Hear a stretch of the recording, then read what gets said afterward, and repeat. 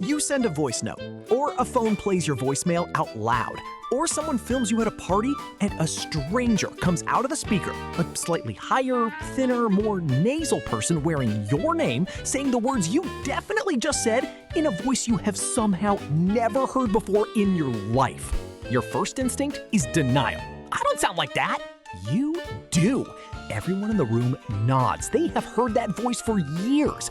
To them, nothing unusual just happened. You are the only person in the room meeting you for the first time.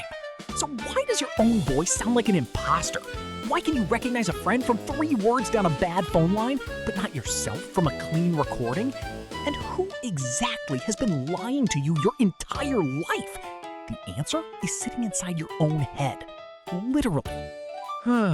The annual horror. A perfectly intelligent human ambushed by the sound of their own mouth, declaring war on a recording that is, in every measurable respect, correct.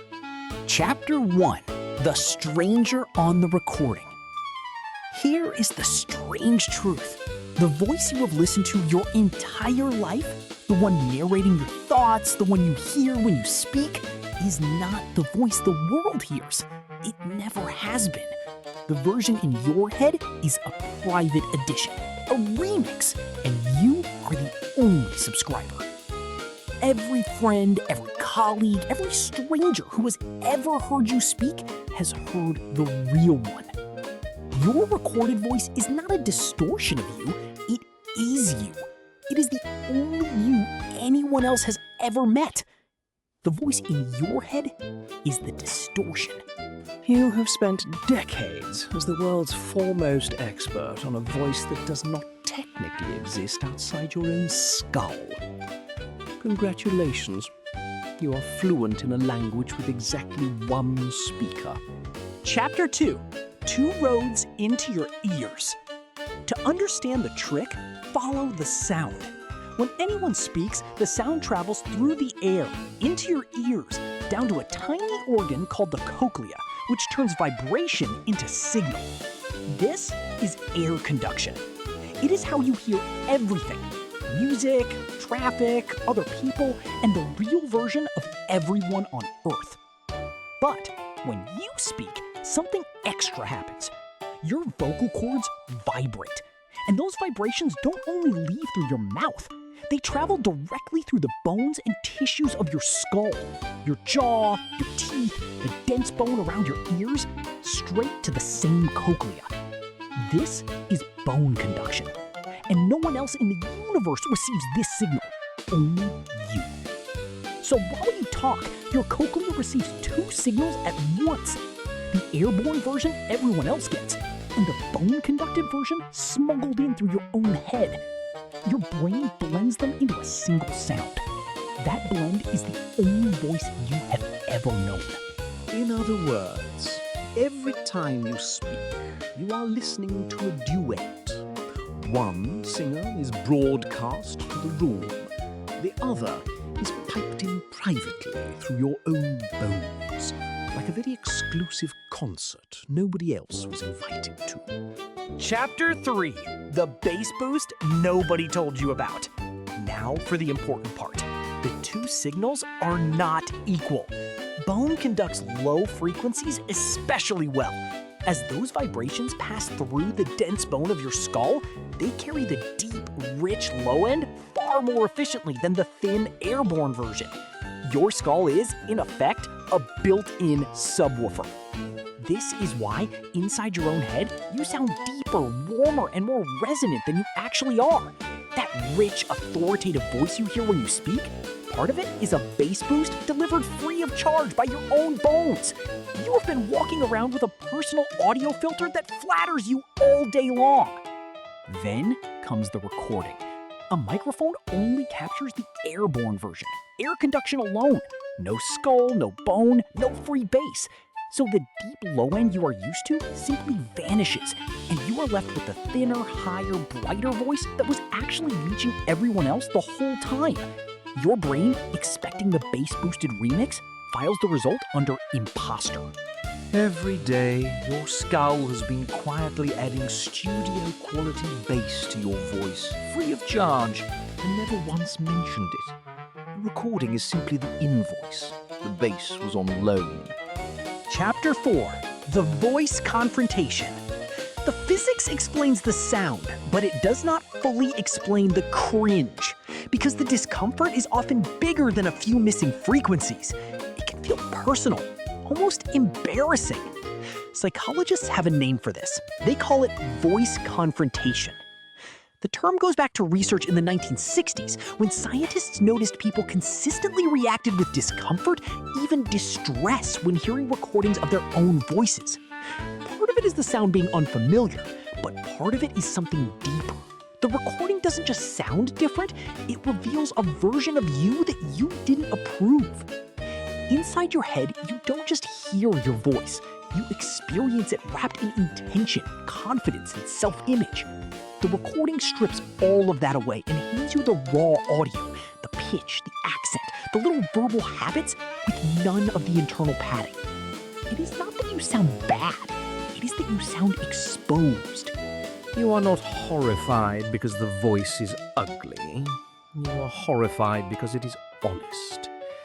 For once, something described you without checking whether you were ready. Chapter 5, Your brain was already muting you. There is a second twist, and it happens before the sound even arrives. Your brain knows when you are about to speak because it is the one giving the order, and it sends a quiet copy of that command to your hearing system as a heads up. Scientists call this an efference copy. In plain terms, your brain warns your ears that your own voice is coming. And because your hearing system is expecting your voice, it turns the volume down on it. The response in your auditory brain to your own speech is actively dampened. It is a sensible design. It stops you being startled by your own voice and helps you monitor your speech and hear other people over yourself. But it means that even live, in real time, you are not hearing your own voice at full, honest volume. Your brain is already remixing it before you notice. So your brain not only adds bass you did not earn, it also politely turns you down so you do not frighten yourself mid-sentence. You are being auto-tuned and volume managed by your own head, live, without consent. Chapter 6, It's not that your voice is ugly. Now, some reassurance, because you almost certainly need it. Your recorded voice is not objectively worse than your imagined one. It is simply different and unfamiliar and unflattered. The problem is not the sound. The problem is the expectation the sound has failed to match. In fact, research has found that when people listen to a set of voices without knowing which one is theirs, they often rate their own recorded voice as perfectly pleasant, sometimes more attractive than they rate it once they know it belongs to them. The moment the label "that's you" appears, the judging begins. The cringe is not in your ears, it is in your self-image. There is also plain familiarity at work. We tend to prefer whatever we have heard most. You have heard the bass-boosted inside version millions of times.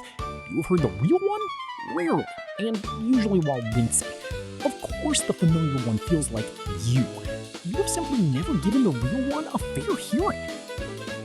Your recorded voice is a perfectly respectable stranger you've decided to dislike purely because you were not introduced sooner.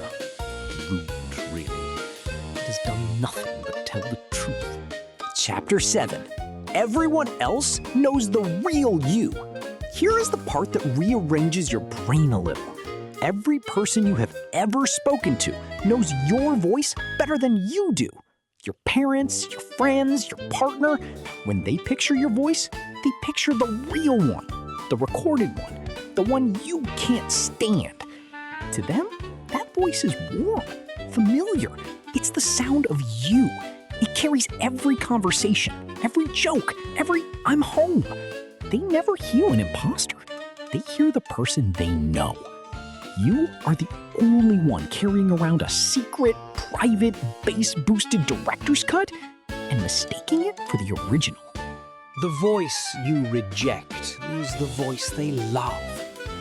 Everyone you care about has been happily listening to the impostor for years. You are the only critic in the building, and frankly, the least qualified. Chapter 8, How to Make Peace with It. The real point. So, what do you do about it? First, accept the swap. The recorded voice is not a worse copy of the real you, it is the real you. The one in your head is the special effect. Once you stop defending the remix, the recording stops feeling like an attack. Second, exposure. The reason singers, broadcasters, and podcasters stop cringing is simple. They hear their recorded voice constantly until the novelty and the horror wears off. Record yourself, play it back, do it again. Familiarity is the entire cure. The voice does not change. Your relationship with it does. And the real point is this. You didn't fail to recognize your voice because something is wrong with you. You failed because your own skull has been running a lifelong private audio filter that no microphone can reproduce. You were never hearing the real thing. You were hearing a duet, boosted with bass, gently turned down, and mixed for an audience of one. So why can't you recognize your own voice? Because when you speak, sound reaches you through bone as well as air. Because bone adds a deep bass boost no microphone can capture. Because your brain quietly turns your own voice down as you speak. Because the recording removes all of it and hands you the honest version. And because you've heard the flattering remix your whole life, and the real you hardly ever. Your voice is not a stranger. It is simply the one person you have somehow never been introduced to, standing inside your own mouth this entire time. Now go and record yourself saying something wise. Play it back. Resist the urge to hurl the phone into the sea. That thinner, brighter, slightly higher person, that is the real you. The world has always known. Do try to catch up.